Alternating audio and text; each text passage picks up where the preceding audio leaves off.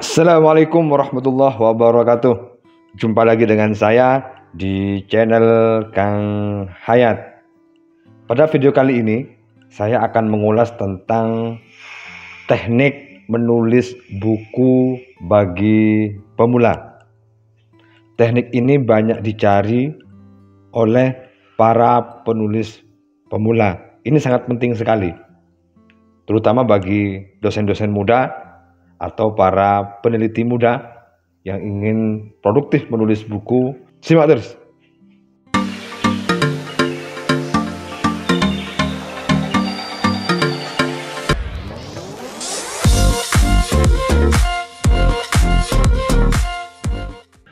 Apa saja teknik yang bisa dilakukan bagi penulis pemula dalam menulis buku? Yang pertama, menentukan ide dan konsep. Mau menulis tentang apa, topiknya apa, itu harus sudah ditentukan di awal. Kenapa? Karena ide dan konsep menulis ini menjadi rujukan utama, menjadi pondasi bagi penulis dalam mewujudkan menjadi sebuah buku. Contoh misalnya, mau menulis buku tentang pendidikan masa kini, atau mau nulis buku tentang reformasi birokrasi di era digitalisasi, dan lain sebagainya. Itu sudah harus di framing terlebih dahulu, sejak awal. Ditentukan idenya, konsepnya bagaimana. Setelah ide dan konsepnya sudah ada, maka langkah kedua adalah membuat outline atau kerangka buku. Outline ini sebagai peta bagi penulis dalam proses menyelesaikan tulisannya. Agar apa? Agar tidak tersesat atau tergelincir ke dalam jurang kesalahan. Karena kalau sudah ada outline, maka semuanya dibatasi. Pikiran kita dibatasi, langkah-langkah dalam proses penyusunan bukunya dibatasi. Contoh misalnya judulnya sudah ada, bab 1, bab 2, bab 3. Bab 1 subbabnya apa saja. Itu sudah ditentukan semua, dibatasi semua. Karena pikiran kita ini tidak bisa dikekang ketika tidak punya role, tidak punya batasan-batasan yang memungkinkan. Itu nanti bisa mengalir kemana-mana.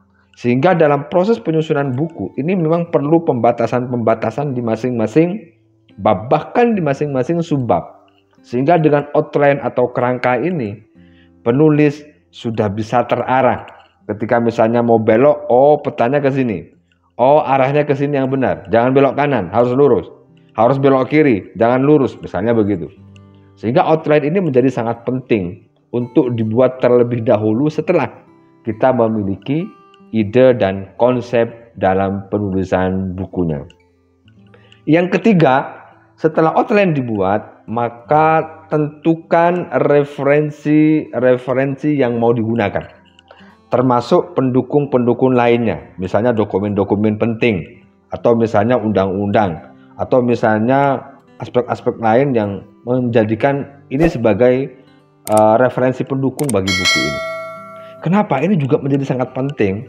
Referensi itu ditentukan sejak awal, sehingga ketika kita sudah masuk dalam proses tahapan menulis buku, kita tidak kebingungan referensinya di mana, topik judulnya apa, di halaman berapa, itu sudah ada semua.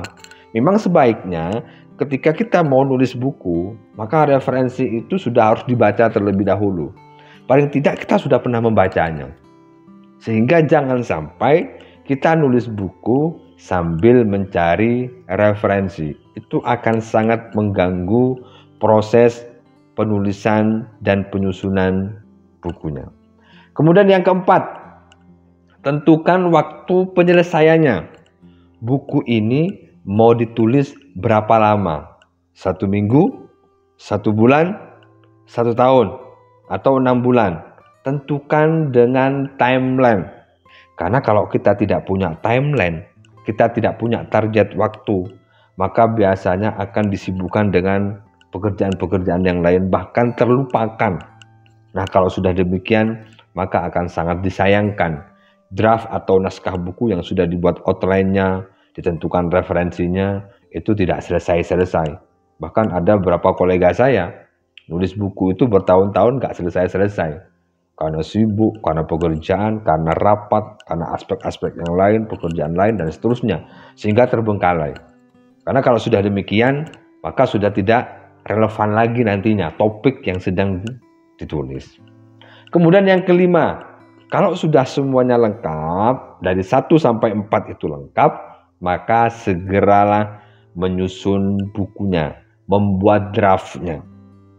Bapak Ibu, teman-teman, sahabat-sahabat, nulis buku itu tahapannya itu memang harus terstruktur. Maka dalam proses menulis buku itu, kunci yang paling penting adalah ada wujudnya dulu, ada bentuknya dulu. Nanti proses editing, proses review, itu bisa menyusul, bisa dilakukan kemudian. Tetapi yang paling penting adalah harus membuat draftnya dulu. Bab 1 isinya apa saja, subbab 1 isinya apa saja, subbab 2 isinya apa, bab 3, dibuatkan dulu wujudnya, draftnya. Caranya bagaimana? Teruslah ditulis. Segeralah ditulis ketika semua kelengkapan-kelengkapan itu sudah ada. Sampai tuntas draft itu. Baru nanti dilakukan proses editing ataupun review. Kemudian jangan lupa pikirkan pembaca saudara. Dalam menulis buku itu ada yang namanya segmentasi pembaca. Jangan mengabaikan pembaca buku kita. Contoh misalnya, buku kita ini segmentasinya adalah mahasiswa. Maka pikirkan apa yang dibutuhkan oleh mahasiswa dalam memahami buku ini. Buku kita ini dipakai untuk siswa misalnya. Maka pikirkan kebutuhan-kebutuhan siswa terhadap buku yang kita tulis ini. Sehingga perspektif kita itu berada di posisi pembaca. Tujuannya apa? Agar buku yang kita tulis ini sesuai dengan sasarannya, tepat sasarannya, sesuai dengan kebutuhan pembaca. Tidak bisa membayangkan misalnya ketika buku yang sudah kita terbitkan ternyata tidak sesuai dengan kebutuhan pembaca, maka dipastikan buku itu tidak akan banyak pembacanya. Pembacanya butuh A, kita menulisnya B, C, D, E, dan seterusnya.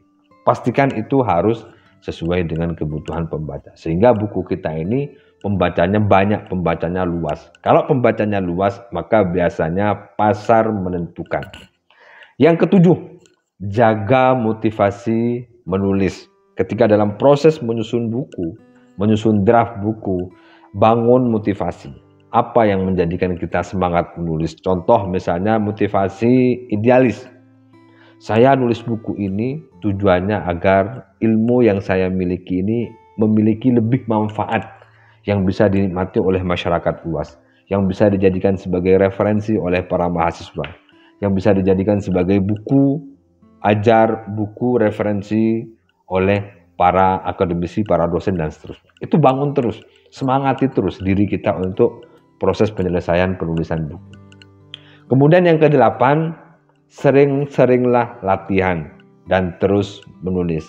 Ketika satu buku sudah terbit, maka terus menulis untuk menerbitkan buku yang kedua, buku yang ketiga, buku yang keempat, dan seterusnya. Jangan pernah berhenti menulis dan berkarya. Semakin sering kita melakukan proses atau aktivitas menulis, maka insya Allah kita akan semakin mahir, semakin produktif melahirkan karya-karya buku. Dan yang terakhir, yang ke-9, jangan lupa terbitkan segera jika draft buku sudah final, sudah dilakukan review, sudah dilakukan editing misalnya, sudah dimintai tolong untuk dibacakan kepada kolega-kolega misalnya, dan seterusnya, atau bahkan sudah banyak dibangun dalam diskusi-diskusi atau ruang-ruang ilmiah. Itu sangat memungkinkan untuk bisa segera diterbitkan. Nggak usah khawatir, nggak usah takut, nggak usah misalnya minder nanti bukunya ada yang baca atau tidak, itu urusan lain. Yang penting Bapak Ibu teman-teman semua kalau sudah memiliki draft buku, maka jangan segan-segan untuk segera dikirim ke penerbit untuk proses diterbitkan. Mau diterbitkan dengan bentuk self-publishing atau dengan skema mayor, banyak pilihan-pilihan yang bisa didiskusikan di penerbit. Terima kasih, semoga bermanfaat. Jangan lupa share, like, komen, dan subscribe. Assalamualaikum warahmatullahi wabarakatuh.